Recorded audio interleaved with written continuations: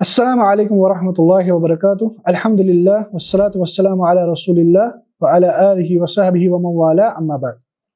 جیسا کہ ہم نے پچھلی نشست میں دیکھا کہ کیسے منگول انہوں نے دارالخلافہ کو ساقط کیا، عباسی خلافت کو ختم کیا، اور کیسے ابن تیمیہ رحمہ اللہ کے دور میں امیر نوروز نے شروعات میں ایک اصلاحی پروجیکٹ شروع کیا، اور کیسے اسباب شروع ہوئے اس کے کہ قازان خان جو 694 ہجری میں ایران کے تخت سلطنت پر بیٹھ گیا، اس نے شام کی طرف حملے جو کیے 3 حملے، اس کے اسباب کیا بنے، جس میں سے ہم نے پہلی بات یہ بیان کی تھی کہ امیر نوروز جو منگولوں کے امراء میں سے ہی ایک مسلمان بادشاہ تھا جس کو بعد میں شہید کر دیا گیا، اس نے منگولوں کے درمیان اسلام پھیلانے کی کوشش کی، اسلام کے احکام نافذ کرنے کی کوشش کی، لیکن اس کو قتل کر دیا گیا۔ اور پھر بعد میں اسلام دشمن لوگ جیسے رشید الدین الحمزانی، بولائی، اس جیسے اشخاص وہ قازان خان کے ارد گرد اس کے مشیر بنے اور اس کو اس بات پر اکسایا کہ ہمیں شام پر حملہ کرنا ہے۔ اور اس میں ہم نے یہ بھی بیان کیا کہ کیسے ایران کے منگول شریعت اسلام سے منحرف ہو گئے، جس کے ہم آج واضح اسباب بیان کریں گے۔ ایران کے منگولوں کا شریعت اسلام سے انحراف، یہاں ہم ان پہلوؤں کو بیان کرتے ہیں جن کی بنا پر ایران کے منگول حکمران کو اسلامی شریعت، اسلامی دین سے خارج سمجھا گیا۔ پہلا سبب مسلمانوں کے خون اور مال کو حلال سمجھنا۔ منگولوں کی عام حالت یہ تھی کہ وہ مسلمانوں کے خون اور مال کو حرام نہیں سمجھتے تھے، وہ صرف اس وقت رک جاتے تھے جب ان کا بادشاہ انہیں منع کرتا ہے۔ اس بارے میں شیخ الاسلام ابن تیمیہ رحمہ اللہ فرماتے ہیں، ان کی اکثریت مسلمانوں کے خون اور مال کو حرام نہیں سمجھتی، مگر جب ان کا سلطان انہیں اسے روک دے تب، یعنی وہ اصل میں اسے چھوڑنے کا التزام نہیں کرتے، بلکہ اگر سلطان انہیں کسی چیز سے منع کر دے تو وہ اس کی اطاعت اس لیے کرتے ہیں کہ وہ سلطان ہیں، نہ کہ اس لیے کہ وہ دین کا حکم ہے۔ The quote ends۔ دوسرا سبب واضح حرام چیزوں کو حرام سمجھنا۔ وہ ایسی چیزوں کو بھی حرام نہیں سمجھتے تھے جن کی حرمت اسلام میں بالکل واضح ہے، جیسے شراب، زنا، جوا، محرم رشتوں سے نکاح۔ رشید الدین نے ذکر کیا ہے کہ قازان نے صرف عوامی جگہوں پر شراب نوشی پر پابندی لگائی تھی۔ اگر کوئی شخص بازار میں شراب پیتے پکڑا جاتا تو اسے سزا کے طور پر کپڑے اتار دیے جاتے، درخت سے باندھ دیا جاتا، لوگ اس کے پاس سے گزرتے، لیکن شراب کو مکمل طور پر حرام نہیں کیا گیا۔ قازان نے اپنے باپ کی بیوی سے نکاح کیا، جیسا کہ ہم سے پہلے بھی بیان کر چکے ہیں۔ اس کے بھائی خرابندہ نے اپنی بھتیجی سے شادی کی، جیسا کہ آگے آئے گا۔ اس بارے میں شیخ الاسلام ابن تیمیہ فرماتے ہیں کہ اس طرح کے فعل کو حلال سمجھنے والا ائمہ کے اتفاق سے قتل کا مستحق ہے۔ تیسرا سبب بنیادی فرائض کو قائم نہ کرنا۔ منگول حکمران اور ان کی اکثریت اسلام کے بنیادی فرائض کو بھی صحیح طور پر ادا نہیں کرتے تھے۔ مثلا حج کا اہتمام نہیں کرتے تھے، نماز کی پابندی عام نہیں تھی، زکوٰۃ ادا نہیں کرتے تھے۔ اس بارے میں شیخ الاسلام ابن تیمیہ رحمہ اللہ فرماتے ہیں، وہ اپنے علاقوں میں رہتے ہوئے باوجود اس کے کہ ان کے پاس قدرت ہے، بیت اللہ کا حج نہیں کرتے۔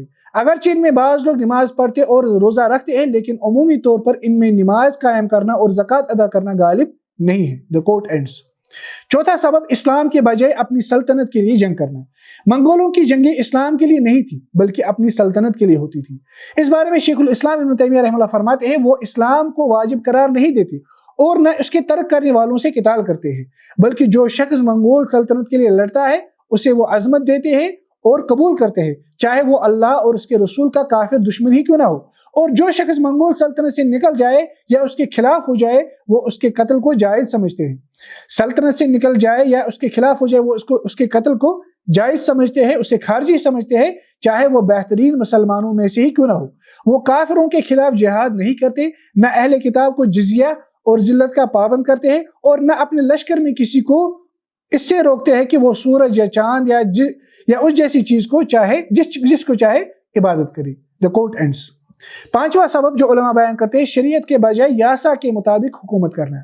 منگول حکمران اسلامی شریعت کے بجائے چنگیز خان کے قانون یاسا کے مطابق فیصلہ کرتے تھے۔ اس بارے میں شیخ الاسلام ابن تیمیہ فرماتے ہیں کہ ان کے بڑے لوگوں کے درمیان جب کوئی جھگڑا ہوتا ہے تو اس کا فیصلہ جاہلیت کے حکم کے مطابق کیا جاتا ہے، اللہ اور اس کے رسول صلی اللہ علیہ وسلم کے حکم کے مطابق نہیں۔ ایک اور جگہ فرماتے ہیں ابن تیمیہ رحمہ اللہ، وہ اپنے درمیان کتاب و سنت کے حکم کے مطابق فیصلہ کرنے کا التزام نہیں کرتے، بلکہ اپنے بنائے ہوئے قوانین کے مطابق فیصلہ کرتے ہیں جو کبھی اسلام کے موافق ہوتے ہیں اور کبھی اس کے مخالف۔ اور قتال کی وجوہات بیان کرتے ہوئے ابن تیمیہ فرماتے ہیں اگر وہ خون، مال، عزت اور نکاح کے معاملات میں کتاب و سنت کے حکم کے مطابق فیصلہ کرنے سے انکار کرے تو ان سے قتال کیا جائے گا۔ اور مزید فرماتے ہیں اگر وہ کہیں کہ ہمارے درمیان فیصلہ یاسا کے مطابق ہوگا اور اللہ اور اس کے رسول صلی اللہ علیہ وسلم کے حکم کے مطابق نہیں ہوگا تو اس وجہ سے بھی ان سے قتال کیا جائے گا۔ مزید فرماتے ہیں کہ مسلمانوں کا اس بات پر اجماع ہے کہ خوارج اور رافضیوں سے قتال کیا جائے گا جب وہ مسلمانوں کی جماعت سے نکل جائے، جیسے علی رضی اللہ عنہ نے ان سے قتال کیا تھا۔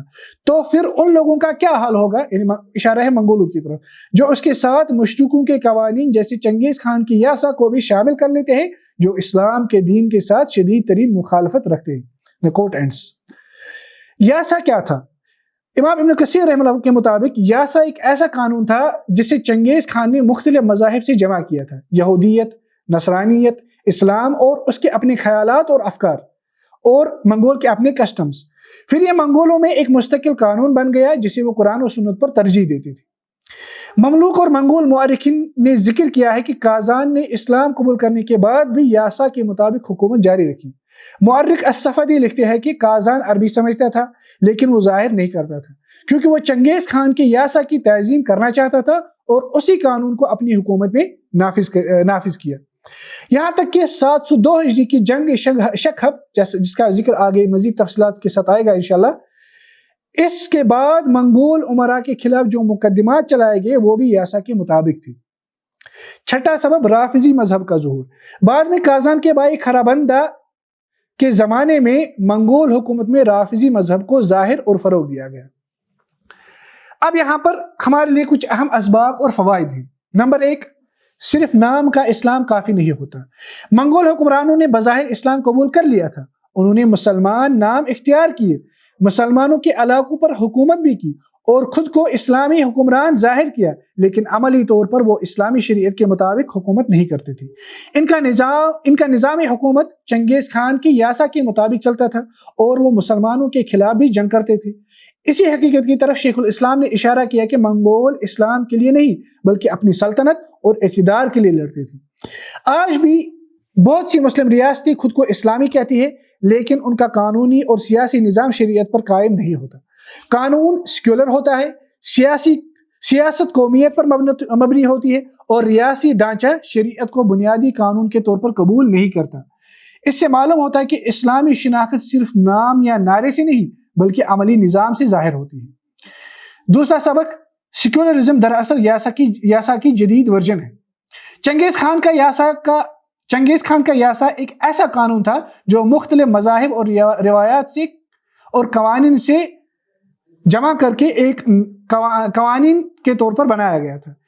اس میں انسانی خواہشات، سیاسی مصلحتوں اور حکمران کی رائے کو اہمیت حاصل تھی۔ عملی طور پر اسے قرآن و سنت پر ترجیح دی جاتی تھی، اسی لیے علماء نے اسے حکم جاہلیت قرار دیا۔ جدید سیکولر قوانین بھی مختلف فلسفوں اور انسانی نظریات کا مجموعہ ہوتے ہیں۔ ان میں مذہب کو قانون سازی سے الگ کر دیا جاتا ہے اور انسانی عقل کو حتمی معیار مانا جاتا ہے۔ اسی وجہ سے بہت سے علماء، بلکہ سارے علماء، اچھے علماء سیکولر قانون کو جاہلی قانون کے ساتھ تشبیہ دیتے ہیں۔ جیسا کہ علامہ اقبال رحمہ اللہ بھی کہتے تھے، جلال پادشاہی ہو کہ جمہوری تماشا ہو، جلال پادشاہی ہو کہ جمہوری تماشا ہو، جدا ہو دین سے سیاست، جدا ہو دین سیاست سے تو رہ جاتی ہے چنگیزی۔ ایک اور جگہ فرمائے ابلیس کی مجلس شورا میں، تو نے کیا دیکھا نہیں مغرب کا جمہوری نظام، چہرہ روشن اندروں چنگیز سے تاریخ تر۔ تیسرا سبق ہمارے لیے حقیقی اصلاح اکثر افراد سے شروع ہوتی ہے۔ منگول تاریخ میں امیر نوروز ایک اہم شخصیت تھی۔ وہ ایک فرد تھے لیکن انہوں نے بڑی اصلاح کی کوشش کی۔ انہوں نے کازان کو اسلام کی طرف مائل کیا، منگولوں میں اسلام پھیلانے کی کوشش کی اور ریاست کے اندر اصلاح کا منصوبہ شروع کیا۔ یہ واقعہ اس حقیقت کو واضح کرتا ہے کہ بڑی اصلاحات ہمیشہ ریاستی اداروں سے شروع نہیں ہوتی۔ اکثر اوقات اصلاح ایک مخلص فرد، عالم یا داعی کی کوشش سے شروع ہوتی ہے جو معاشرے میں فکری تبدیلی پیدا کرتا ہے۔ چوتھا سبق، اگر قیادت فاسد ہو تو اصلاحی منصوبے ناکام ہو جاتے ہیں۔ جب امیر نوروز کو قتل کر دیا گیا تو ان کی اصلاحی کوشش بھی تقریباً ختم ہو گئی۔ ان کے بعد ایسے وزراء اور مشیر اقتدار میں آ گئے جو ذاتی مفادات، سیاسی طاقت اور دنیاوی اغراض کے تابع تھے۔ نتیجہ یہ ہوا کہ ریاست دوبارہ جنگ، فساد اور غیر اسلامی پالیسی کی طرف چلی گئی۔ سیاسی نظام فاسد مشیر، مفاد پرست اشرافیہ اور طاقت کی خواہش مند لوگ اکثر اصلاحی منصوبوں کو ناکام بنا دیتے ہیں۔ یہ مسئلہ صرف تاریخ تک محدود نہیں بلکہ آج بھی بہت سی مسلم ریاستوں میں دیکھا جا سکتا ہے۔ پانچواں سبق، مذہب اور قومیت کا ملاپ خطرناک ہو سکتا ہے۔ منگول حکمران اسلام کو بھی قبول کرنا چاہتے تھے اور اس کے ساتھ ساتھ اپنی قومی اور نسلی فخر کو بھی برقرار رکھنا چاہتے تھے۔ وہ چنگیز خان کی روایت اور اس کے قانون کو بھی مقدس سمجھتے تھے۔ اسی ذہنیت کے تحت بعض نے یہاں تک کہا کہ محمد صلی اللہ علیہ وسلم اور چنگیز خان دونوں اللہ کی نشانی ہے، والعیاذ باللہ۔ جب اسلام کو قومیت، نسلی فخر یا ریاستی نظریات کے ساتھ اس طرح ملا دیا جائے کہ دین کی اصل تعلیمات کمزور ہو جائے تو دین کی روح متاثر ہوتی ہے۔ تاریخ بتاتی ہے کہ یہ ملاپ اکثر فکری اور سیاسی تضادات پیدا کرتا ہے۔ چھٹا سبق، اسلام کے نام پر سیاست ایک قدیم مسئلہ ہے۔ قازان کے دربار میں مختلف قسم کے لوگ موجود تھے۔ کچھ لوگ اسلام کے نام پر سیاست کر رہے تھے، کچھ فلسفیانہ نظریات کو فروغ دے رہے تھے اور کچھ مذہبی نسبیت یعنی ریلیجیس پلورلزم کی بات کر رہے تھے۔ مثال کے طور پر بعض افراد یہ نظریہ پیش کرتے تھے کہ تمام مذاہب اللہ تک پہنچنے کے راستے ہیں۔ یہ نظریہ آج مذہبی پلورلزم اور لبرل تھیولوجی کی صورت میں دوبارہ سامنے آتا ہے۔ اس سے معلوم ہوتا ہے کہ اسلام کے نام پر فکری تحریف اور سیاسی استعمال کوئی نیا مسئلہ نہیں بلکہ تاریخ میں بار بار ظاہر ہوا ہے۔ ساتواں سبق، طاقتور ریاستی ہمیشہ نظریاتی جنگ میں جو ہوتی ہے وہ ہمیشہ نظریاتی جنگ بھی لڑتی ہے۔ مملوک اور منگولوں کے درمیان ہونے والی جنگ صرف فوجی جنگ نہیں تھی بلکہ ایک نظریاتی جنگ بھی تھی۔ اس میں فقہی، سیاسی اور فکری پہلو شامل تھے۔ اسی وجہ سے اس دور کے علماء کو صرف عبادت کے مسائل نہیں بلکہ جنگ، سیاست اور ریاست کے مسائل بھی اس پر بھی فتاوی دینی پڑی۔ آج کی عالمی سیاست بھی صرف فوجی طاقت سے نہیں چلتی، نظریات، میڈیا، ثقافت اور فکری بیانیہ بھی طاقت کی اہم ذرائع بن چکے ہیں۔ آٹھواں سبق، علماء کا کردار صرف عبادت تک محدود نہیں ہوتا۔ شیخ الاسلام نے صرف فقہی یا عبادتی مسائل پر گفتگو نہیں کی بلکہ انہوں نے سیاسی مسائل، جنگ و امن کے مسائل اور حکمرانوں کے اعمال کا بھی تجزیہ کیا۔ اس لیے اسلامی علماء کا کردار صرف مسجد اور عبادت تک محدود نہیں ہونا چاہیے، انہیں معاشرتی، فکری اور سیاسی مسائل پر بھی رہنمائی فراہم کرنی چاہیے تاکہ امت کو صحیح سمت مل سکے۔ نوواں فائدہ، جزوی اسلام کبھی مکمل استحکام نہیں لاتا۔ قازان نے اسلام قبول کیا اور کچھ اصلاحات بھی کی امیر نوروز کے صحبت میں، لیکن اس نے یاسا کو برقرار رکھا اور بعض حرام کاموں کو بھی ختم نہیں کیا۔ اس جزوی اصلاح کا نتیجہ یہ ہوا کہ اس کی ریاست مکمل اسلامی نظام میں تبدیل نہ ہو سکی۔ اسی لیے اسلامی نظام میں جزوی اصلاحات اکثر دیر پا استحکام پیدا نہیں کرتے۔ جب تک نظام کی بنیادیں تبدیل نہ ہو، اصلاحات عارضی ثابت ہوتی ہیں۔ 10واں اور آخری سبق، تاریخ کو سمجھنا موجودہ مسائل کو سمجھنے میں مدد دیتا ہے۔ منگول دور کے یہ واقعات واضح کرتے ہیں کہ اسلام اور اقتدار کا مسئلہ کوئی نیا مسئلہ نہیں۔ شریعت اور غیر اسلامی قوانین کے درمیان تنازع، نزاعات صدیوں سے موجود ہیں۔ مسلم دنیا میں اصلاح اور انحراف کی کشمکش ہمیشہ جاری رہی۔ اسی لیے اسلامی تاریخ کو سمجھنا صرف ماضی کا مطالعہ نہیں بلکہ موجودہ فکری اور سیاسی مسائل کو سمجھنے کی ایک اہم کلید ہے۔ ان تاریخی واقعات سے چند بنیادی اصول سامنے آتے ہیں۔ نمبر 1، اسلام صرف نام نہیں بلکہ ایک مکمل نظام ہے۔ نمبر 2، انسانی قوانین کو شریعت پر ترجیح دینا سنگین مسئلہ ہے۔ نمبر 3، اصلاح اکثر افراد اور علماء کی کوشش سے شروع ہوتی ہے۔ نمبر 4، فاسد سیاسی اشرافیہ اصلاحی منصوبوں کو ناکام بنا سکتی ہے۔ نمبر 5، اسلام اور قومیت کا غیر متوازن ملاپ نقصان دہ ہو سکتا ہے۔ نمبر 6، علماء کو اجتماعی اور سیاسی مسائل پر بھی رہنمائی کرنی چاہیے۔ نمبر 7، اسلامی تاریخ موجودہ فکری مباحث کو سمجھنے میں مدد دیتی ہے۔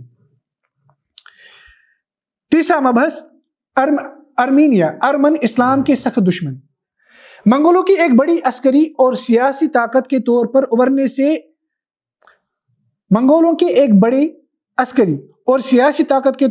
ابھرنے سے ایشیائی کوچک یعنی ایشیا مائنر اور مشرقی اسلام کے حالات میں گہری تبدیلیاں پیدا ہوئی۔ اس صورتحال میں ارمن حکمرانوں نے خود کو منگولوں کی خدمت میں پیش کر دیا۔ انہوں نے منگولوں کو وہ واحد قوت سمجھا جو مسلمانوں کے مقابلے میں کھڑی ہو سکتی تھی۔ منگولوں نے بھی اس موقع سے فائدہ اٹھایا اور ارمینیا صغرا کے بادشاہوں کو براہ راست جنگ کے بغیر اپنا تابع بنا لیا تاکہ وہ منگولوں کے لیے جاسوس، معاون اور مقامی مددگار کا کردار ادا کرے۔ ارمینیا صغرا، جسے تاریخ کی کتابوں میں بلاد سیس کہا جاتا ہے، حلب کے شمال مغرب میں واقع تھی۔ مورخین کے مطابق یہ ایک چھوٹی مگر مضبوط ریاست تھی جس میں 200 سے زیادہ قلعے موجود تھے۔ اس ریاست نے منگولوں کے ساتھ مل کر مسلمانوں کے خلاف جنگوں میں حصہ لیا۔ مثال کے طور پر ارمنی بادشاہ ہیثم اول نے ہلاکوں کے ساتھ مل کر بغداد اور دمشق کی مہمات میں شرکت کی۔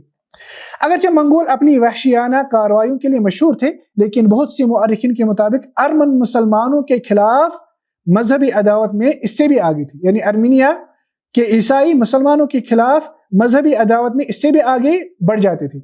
ان کی دشمنی کے مظاہر میں یہ امور شامل تھی: مسجد کو جلانا، مساجد کے دروازوں پر شراب چھڑکنا، مسلمانوں کو صلیب کے سامنے کھڑا ہونے پر مجبور کرنا۔ یہ سب اعمال اس گہری مذہبی دشمنی کی نشاندہی کرتی ہے جو ارمنوں کے دلوں میں مسلمانوں کے خلاف موجود تھی۔ ارمنوں کی منگولوں سے وابستگی۔